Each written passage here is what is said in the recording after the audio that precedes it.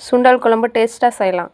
அதுக்கு குக்கரில் நைட்டே ஊற வச்ச சுண்டல் வேகிற அளவுக்கு தண்ணி, சுண்டலுக்கு தேவையான உப்பு போட்டு குக்கரில் 3 விசில் வேக வச்சு எடுத்து வச்சுக்கணும். ஒரு கடாயில் எண்ணெய் ஊற்றி எண்ணெய் காஞ்சதும் சின்ன வெங்காயம், தக்காளி நல்லா வணங்கினங்காட்டி வீட்டில் அரைச்ச மிளகாய்த்தூள், தேங்காய் போட்டு ஒரு வணக்கி ஆறினங்காட்டி மிக்ஸி ஜாரில் போட்டு வேவிச்ச சுண்டலையும் கொஞ்சமாக போட்டு அரைச்சி எடுத்து வச்சுக்கணும்.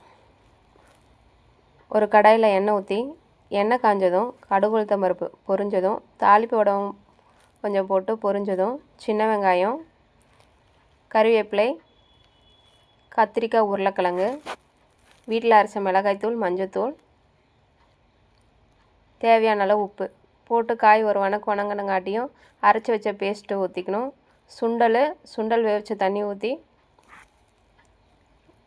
ஒரு 1/4 மணி நேரம் காய் வெந்ததும் புளி ஊற்றி ஒரு 5 நிமிஷம் கொத்தமல்லி தழை போட்டு இறக்குனா நமக்கு சுண்டல் குழம்பு ரெடி.